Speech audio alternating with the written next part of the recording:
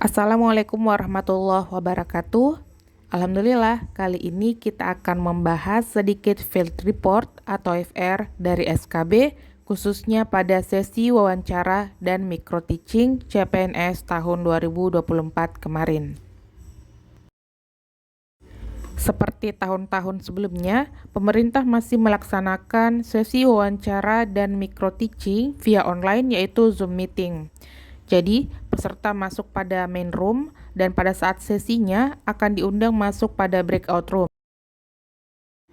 Nah, disclaimer aja, FR yang ada pada video ini berasal dari seorang peserta yang lolos CPNS tahun 2024 pada salah satu universitas terbaik di Sulawesi Selatan.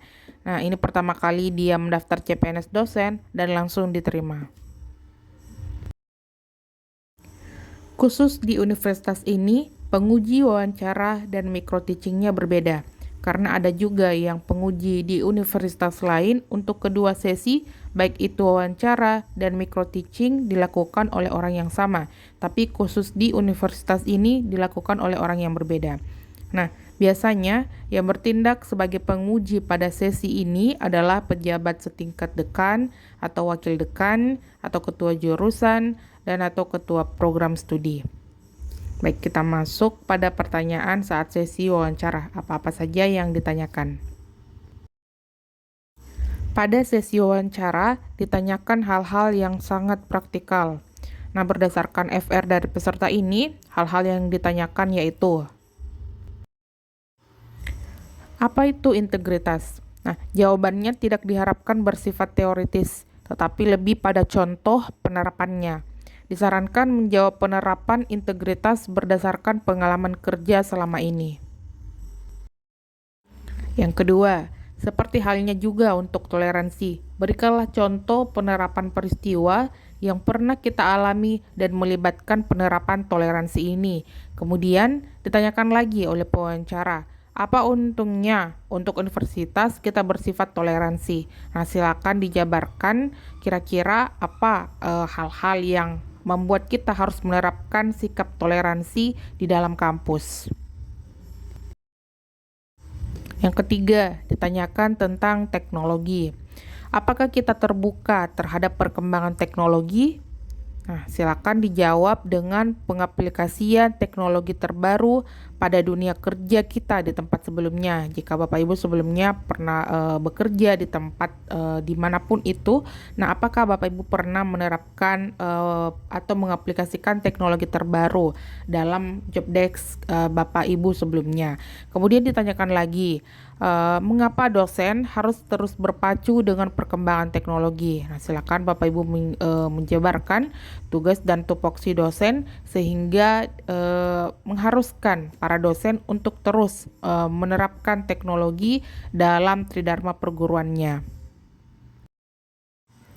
Yang keempat, ditanyakan juga inovasi dalam pembelajaran.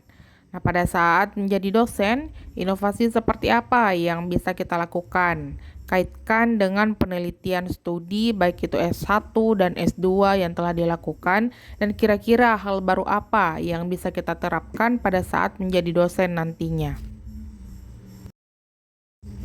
Nah, yang kelima, ditanyakan juga bagaimana bersikap adil dalam bekerja. Nah, silakan memberikan jawaban yang menggambarkan kita menerapkan keadilan saat melakukan tugas kita. Sekali lagi Bapak Ibu, di sini bukan hanya teoritis saja tetapi dalam bentuk prakteknya. Di dunia kerja Bapak Ibu sebelumnya atau di dunia kampus Bapak Ibu sebelumnya ketika menempuh S1 atau S2, pernahkah Bapak Ibu menerapkan bersikap adil dalam menjalankan tugas? Nah, silakan diberikan contoh dan kalau bisa dikaitkan dengan tupoksi dosen nantinya, beban kerja dosen. Selanjutnya ditanyakan lagi pekerjaan yang sistematis. Bagaimana itu kerja yang sistematis? Nah, tampilkanlah bahwa Anda bisa membuat planning kerja yang terstruktur dengan deadline yang jelas serta disiplin dalam mengerjakannya. Berikan contoh berdasarkan pengalaman Anda sebelumnya. Dengan situasi yang hektik, Anda tetap tenang dan sistematis dalam mengerjakan tugas apapun itu, sebanyak apapun itu. Nah, Bapak Ibu mengetahui mana yang bisa diprioritaskan lebih dahulu dan mana yang bisa menunggu untuk diselesaikan selanjutnya. Nah, kaitkan dengan beban kerja dosen yang harus dipenuhi oleh dosen selama 1 semester.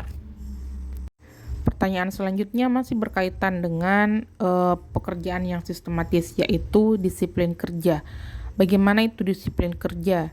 Apakah Anda sudah menerapkan ini di tempat kerja Anda sebelumnya? Silakan berikan contoh. Nah, yang kedelapan, ditanyakan juga oleh pewawancara, bagaimana jika di tempat kerja Anda nantinya ada perbedaan pilihan dalam hal apapun itu? Bagaimana Anda menyikapi hal tersebut?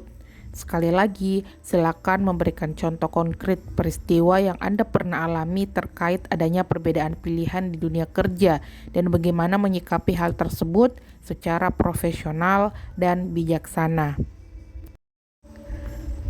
Pewawancara mungkin akan mengarahkan pertanyaan perbedaan pendapat, baik itu antara dosen dengan pimpinan, ataupun dosen dengan mahasiswa. Nah, silakan mencari jawaban praktikal untuk mengatasi adanya perbedaan tersebut. Pertanyaan terakhir yang didapatkan oleh peserta ini yaitu terkait, pernahkah Anda melakukan kesalahan? Nah, silakan dijawab berdasarkan pengalaman Anda. Tetapi dalam penggambarannya, kesalahan yang Anda perbuat ini Anda mampu selesaikan dengan baik dan memunculkan sisi atau karakter kerja Anda yang positif di dunia kerja. Saat selesai menjawab ini, pewawancara mungkin akan bertanya kembali apa manfaatnya untuk universitas. Nah, silakan Anda paparkan sifat kerja Anda yang positif itu akan berguna nantinya dalam menjalankan tugas Anda sebagai dosen. Nah, itu dia beberapa pertanyaan yang didapatkan oleh peserta ini selama SKB wawancaranya. Intinya dalam menjawab pertanyaan ini lebih kepada hal-hal yang praktis, hal-hal yang betul-betul pernah dikerjakan oleh yang diwawancara. Baik, kita melangkah pada micro teaching. Bagaimana pelaksanaan micro teaching yang dilakukan oleh peserta ini? Pelaksanaan micro teaching itu berlangsung selama 20-30 menit dengan peserta melakukan sesi ini tanpa ada pertanyaan dari penguji. Jadi selama melakukan sesi micro teaching tidak ada intervensi ataupun pertanyaan-pertanyaan yang diajukan oleh penguji. Jadi silakan Bapak Ibu mempersiapkan materi yang betul-betul dikuasai. Nah, kalau misalnya bisa menjelaskan dalam bahasa Inggris itu jauh lebih baik, tapi sesuaikan dengan kemampuan dan kefasihan masing-masing dari Bapak Ibu.